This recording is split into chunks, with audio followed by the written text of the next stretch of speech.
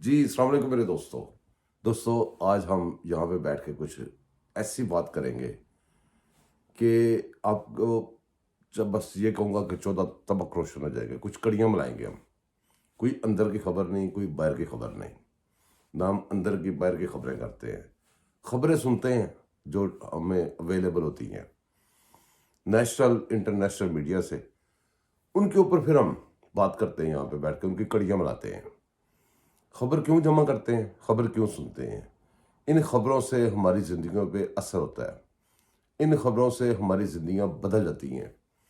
ان خبروں کو اگنور کرنے سے ہمیں نقصانات ہوتے ہیں. جیسا کہ ہمیں پچھلے 3 سال 7 مہینے ایک حکومت رہی, کچھ خبروں کو ہم نے اگنور کیا جس کی وجہ سے وہ ہمارے اوپر مسلط ہوا, اور دشمنانوں نے, پاکستان نے بہت بڑا گھرونا کھیل کھیلا پاکستان سے, جس کی وجہ سے پاکستان بہت پیچھے چلا گیا.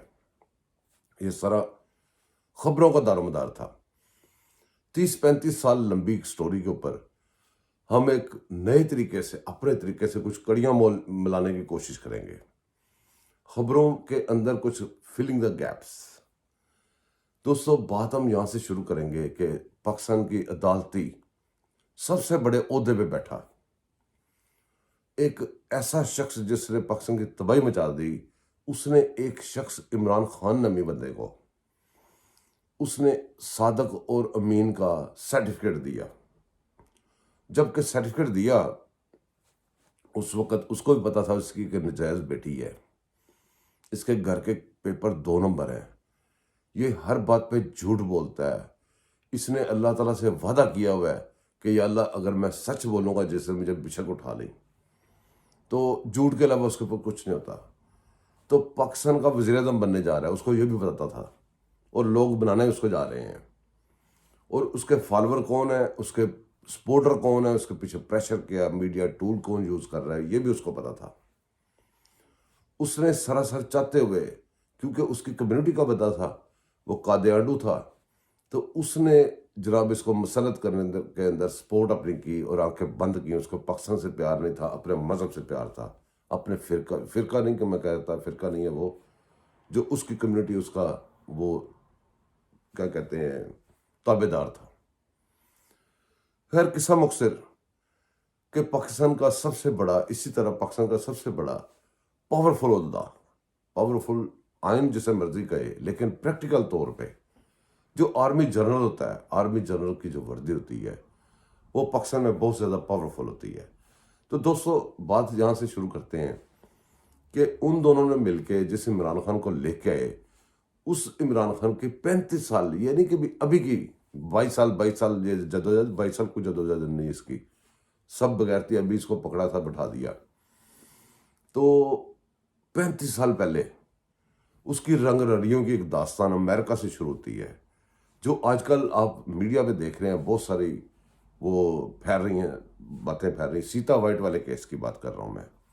سیتا وائٹ کے ساتھ نجائز تعلقات تھے, نجائز بیٹی ہوئی, پھر اس کو اپنا نہیں رہا تھا, تو پھر وہ کورٹ میں چلی گئی. کورٹ میں جا کے ابھی کیس چل رہا تھا اور وہ جیت گئی.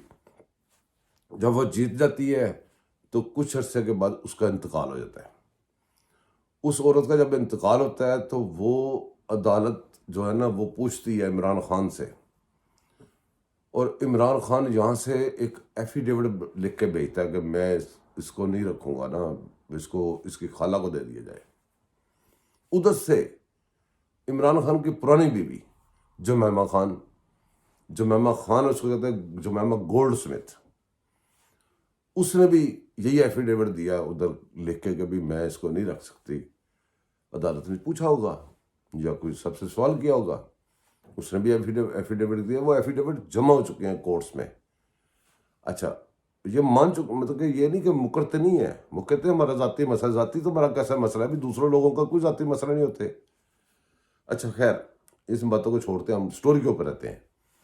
وہ جب دونوں نے لکھ کے دیا کہ اس کی خالہ کو دے دو, صاف ظاہر ہے وہ خالہ کے پاس چلی گئی ہوگی لڑکی, خالہ نے اس کو اچھا بریف کیا ہوگا. وہ ایج ہوتی ہے بریف ہونے والی, بچوں کا جو بلڈ ہونے والا تھا نا وہ ایج ہوتی ہے. اس کے ساتھ اس کی ماں کا جو بدلہ تھا اس کے اندر اس کی خالہ نے بھر دیا. اندازہ ہے خبر کچھ خبر ہے کچھ اندازہ ہے. اچھا وہ بھر دیا ہوگا. اس کے بعد جو جمامہ کے پچھلے ہیں انہوں نے بنانا تھا اس کو پرائم منسٹر پاکستان کا. اب ان کو خطرہ تھا کہ یہ بچی اس کے آڑے آ سکتی ہے. اس کو پھر دوبارہ آپ نے دیکھا کہ وہ قاسم اور دوسرے بیٹے کے ساتھ ادھر لے آئے تاکہ یہ چیپٹر کلوز رہے. جو ہی اس کو پرائم منسٹر شپ اس کے پاس نہیں رہی, میرا اندازہ ہے کہ اس کو انہوں نے چھوڑ دیا, اس کو پیچھے کر دیا. لیکن اس کے دوران ہی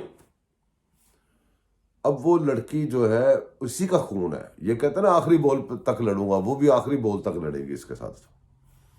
اس لڑکی نے مجھے لگتا ہے کہ ان سے رابطہ کیا ہوگا. صاحب ظاہر بندہ ٹھوکریں کھاتا ہے, ڈھونڈتا ہے جگہ جہاں سے مجھے انصاف ملے. تو میرا اندازہ ہے کہ وہ گئی ہوگی نواز شریف کے آفس. یہ کیوں کہہ رہا ہوں؟ کیونکہ ایک دن سائیکل کے اوپر جمامہ گولڈ سمتھ نواز شریف کے آفس کے گرد پائی گئی تھی. آپ نے تصویر بھی دیکھی ہوگی, انٹرویو دیکھا ہوگا. انٹرویو نہیں, تصویر دیکھی ہوگی, بندے کی ایک دم تصویر بنا لی تھی. وہ گئی ہوگی, وہ تو ٹکرے مار رہی ہے, وہ تو مطلب کہ اپنا بدلہ لینا اس نے. اب ہو سکتا ہے کہ اس نے سارے ڈاکومنٹس ہر چیز ان کو پرووائڈ کرنے کی کوشش کی. انہوں نے لیے یا نہیں لیے مجھے نہیں پتا. کیسے جیسے تیسے کر کے وہ سارے کورٹس میں پہنچ چکے ہیں, پاکستانی کورٹس میں. پاکستانی کورٹ کے اندر پہلے ہی کافی ثبوت تھے, لیکن ججز نہیں ہیں. وہ ایک مہرے ہیں. وہ کل بھی ہم نے یہی بات کی تھی, وہ ایک پاکستان کے ایک اور ادارہ ہے, اس کے مہرے ہیں, ان کے ملازم ہیں. ان کا بھی پاکستان سے کوئی تعلق نہیں. پاکستان جائے بھاڑ میں ججز کی طرف سے, ان کو پلاٹس چاہیے, ان کو اپنے فائدے چاہیے. ان کے سامنے تو پہلے ہی بڑے ثبوت تھے, اور ثبوت آ گئے, انڈینائبل ثبوت ان کے پاس بہت سارے پہنچ گئے. جب وہ پہنچ گئے ہیں تو اب عمران خان کو بلایا جا رہا ہے. اس کو کہا جا رہا ہے کہ آ کے اتنا بتا دے کہ یہ بچی تیری ہے یا نہیں ہے. اب وہ اس نے ایک بڑے بڑے وکیل کر لیے ہوئے ہیں. پہلے بھی یہ کیس بہت دفعہ آیا ہے. پاکستان کے ایک ریٹائر چیف جسٹس بھی لے کے آیا تھا, اور اس کے علاوہ کئی دفعہ آئے ہیں. اور جو بندہ کیس کرتا ہے اس بندے کو خرید لیا جاتا ہے, اور کچھ عرصے بعد وہ صفحہ حسی سے غائب ہو جاتا ہے سب کچھ. پھر دوبارہ کوئی نیا بندہ لے کے آتا ہے, اور یہ مسلسل اپنی پاور بھی یوز کر رہے ہیں, پیچھے فوج بھی یوز کر رہے ہیں, فیض حمید بھی یوز کرتے رہے ہیں اس کیس کو دبانے کے لیے. اب فیض حمید چلا گیا اور مراد بھی لے گیا, اور سارا کوئی لے گیا, ملک بھی لوٹ گیا, ملک تباہ بھی کر گیا, سب کچھ کر گیا, اور ابھی تک بدنظراتا پھر رہا ہے. باجوہ بھی اور فیض حمید بھی. خیر یہ لمبے قصے چلتے رہیں گے. اب کورٹ میں جا کے عمران خان نامی بندہ, ٹپوری, کرائے کا گنڈا, کرائے کا قاتل, اور وہ بنا جا کے کورٹ میں جا کے پیش نہیں ہو رہا. ہیلے بہانے وہی لمبا کرنا, لٹکانا. کبھی کہتے ہیں ان کے پاس پورا ٹوٹل ایک ڈیفنس ہے کہ ذاتی مسئلہ ہے. پبلک آفس ہولڈر نہیں اب عمران خان. کیسے نہیں ہے جی, وہ تو ابھی 8 9 10 سیٹوں سے 9 سیٹوں سے وہ الیکشن پہ کھڑا ہو گیا تھا, پتہ نہیں 8 سیٹوں سے جیت گیا تھا. اس کے نوٹیفکیشن ہو چکے ہیں. ملک کا پرائم منسٹر وہ رہ چکا ہے. آپ نے جن لوگوں کو آج تک اٹھا کے اندر کیا ہے ان میں بہت کم لوگ تھے جو پبلک آفس ہولڈر تھے. بہرحال مجھے اب لگتا ہے کہ یہ کورٹوں پہ تو مجھے کوئی اعتبار نہیں, پاکستان کی کورٹس پہ. وہ عطر من اللہ ڈرامے ڈرامے کر کے اب سپریم کورٹ میں جا کے بیٹھ گیا ہے. اچھا جب یہ برا کرتے ہیں پھر بڑے عہدے پہ جاتے ہیں. وہ ادھر دفعہ ہو گیا.